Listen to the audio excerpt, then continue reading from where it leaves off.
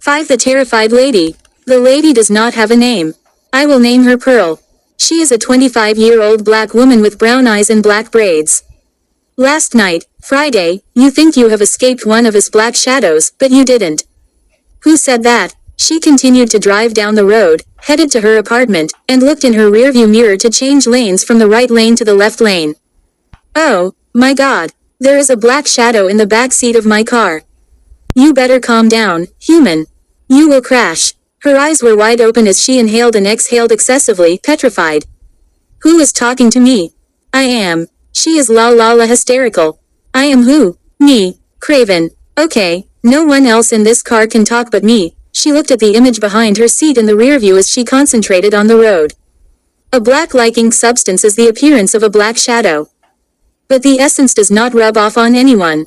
I know it cannot be you because you cannot talk. I am not getting enough sleep. He laughed. Who was laughing? Me. Pearl glanced at a teenager driving a truck on the side of her, who was getting ready to make a left turn. He turned his head like he noticed nothing. Excuse me, boy, do you see a black image in my back seat? The boy glanced behind her seat, looked back at her, and rolled his eyes. The traffic light turned green, and he turned. She cried and trembled in fear. The boy did not see the black shadow behind my seat. The light turned green, but she could not check behind her seat, so she drove to Salmart, parked the car, and locked the doors. I do not see the image in my back seat anymore. Where did the black shadow go? Either way, I will still by myself, sleepy time idea. I am not getting enough sleep. But why didn't the black shadow kill me? It is supposed to. I am not done toying with you yet. She went crazy as she turned her head every which way as her braids slapped her in the face, leaving a sting each time. The voice said, "It's not done with me." She looked around as she walked toward Salmart but did not see the black shadow anywhere. People stared at her. Do we need to call someone for you? The author said, I hope Pearl does not look up. Ah. She bolted to her car. The black image is after me. He laughed. The surrounding people did not notice a black shadow but called 911. The author said, she doesn't need sleepy time idea. I shrugged my shoulders. Oh, well. It has been 5 minutes, and the police have yet to show up from down the street. 5 minutes later the manager from Salmart approached the crowd. What is going on here? The people stared at the entrance for the police to arrive. We called 911 because a lady was here talking about a black image. The police will not come. Start shopping because it's ridiculous. That's why. The people said, okay. Police station officer Parker sat at his desk and received a call from a dispatcher. Yes, what's up, Sharon? I have a case for the chief in the department. Why didn't you tell him about the case? He is not answering the phone. I called several times. He turned in his chair to look into the chief's office and noticed the chief staring at his dead wife's picture again, drinking alcohol and crying. Parker turned back around in his seat. Hey Sharon, what is the case about? We have received the same call from people about a lady seeing a black shadow. Okay, wow. No other dispatcher wanted to call but me. Why? They're terrified, Parker. Some leave for good, some take time off, and some get sick. It's ridiculous. They know what they have signed up for when working with the police. I hear you. What is the description of the lady and her car? Let me bring up her information. I have the detailed information of the other dispatchers and matched it with mine. She is black with brown eyes. She wears light blue straight jeans, a brown shirt, Nike brown Dunk Low shoes, and black braids that hang at her neckline. She is driving a blue Corolla CE. The woman made a right turn driving out of Salmart. It's a local area, and someone or some people might know her. Thanks. You are welcome. The chief's office officer Parker knocked on the chief's door. He looked up from his desk and saw him. He stretched his arm upward and gestured his index finger, mouthing, just a minute. He placed his dead wife's picture and the alcohol in the top drawer and closed it. He grabbed some Kleenex from the top of his desk and wiped his teary eyes, blew his runny nose, threw the tissues in the trash on the side of the desk, and pushed his chair back, which has wheels, and opened the skinny drawer and acquired hand sanitizer. After he used it for his hands, he placed the sanitizer back in the drawer and closed it. He stood from his chair, ambled to the door, and opened it as Parker strolled in and sat in a chair across from him in front of his desk. What's going on? We have a case. It better not be one of those typical cases. I told you and the other officers to send those cases to the Crimes Unit Division upstairs. It's not one of those cases, Chief. He got happy, grinned ear to ear, and showed his pearly white teeth as he held the paper in his hand, stretched his arm, and handed it over to the chief. He took the report from him. He looked up, and Parker was smiling. "Why are you smiling? View the report for yourself. Why didn't you say so?" He shrugged. The chief and the officer stood at the door. The chief grabbed the doorknob and turned the knob quickly. He swung the door open, and the officers stood to attention. "Let's roll, department," they said. "Yes, Chief." The officers got their badges and guns and strolled behind Chief and Officer Parker. Hours later, it's 8 p.m.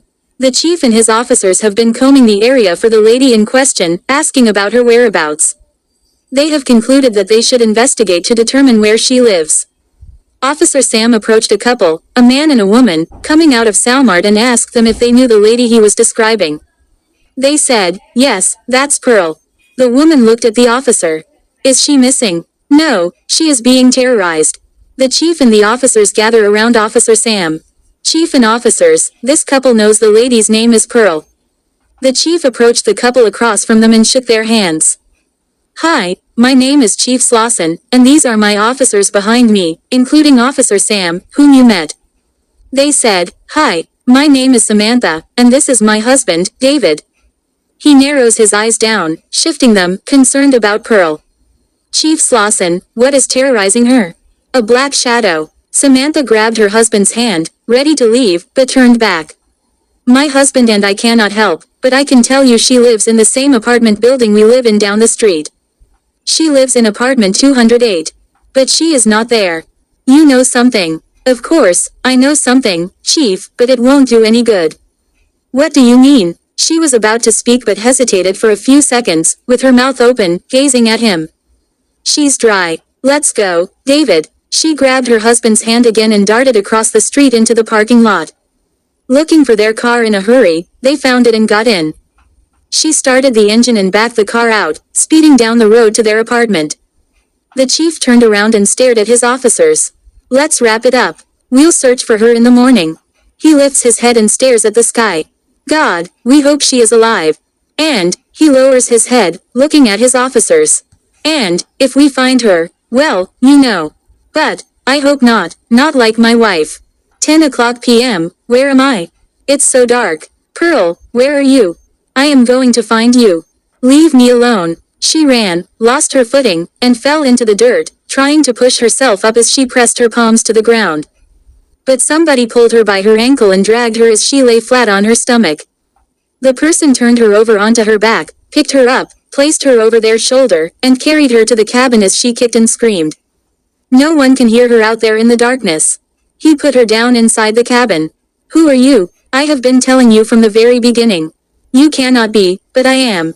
The person standing before her is a 24-year-old white man with brown eyes, short black hair, a mustache, and a beard. He wears black pants, a belt, a black shirt, and boots. Her body quivered with her arms bent to either side of her body, with her palms facing him as she shook in terror. Please do not bleed me dry as a raisin. I have seen what your kind can do at the club." With his fangs exposed. "Ah, you were there, your blood will sustain, craw." She passed out, and he caught her in his arms. He retracted his fangs. "I terrified you so much." He chuckled. His eyes turned red with lust. He gazed at the side of her neck, and lay her body on the floor. He kneeled beside her, leaned toward her neck, and opened his mouth wide. He extended his fangs, bit into her neck, and drank the redness. Ah! She fought him with all her might, twisting and turning her body, but to no avail. Her body lay in his arms, lifeless as a statue. He licked the holes on her neck, stood from kneeling, gazed at her corpse, and wiped his mouth with his hand. "I need your help. Where are you?" "The cabin." "Okay." Police station hours have passed on a Saturday morning, and there is no sign of Pearl or her blue car. The chief closed the local case because it's not allowed in court. And the judge will not let him and the department search outside the city. The castle, thank you for your help last night. Anytime, Craven. But quit being messy and playing around and start being serious. It was tight, but, I noticed. We cannot speak of this matter here, for she looks this way.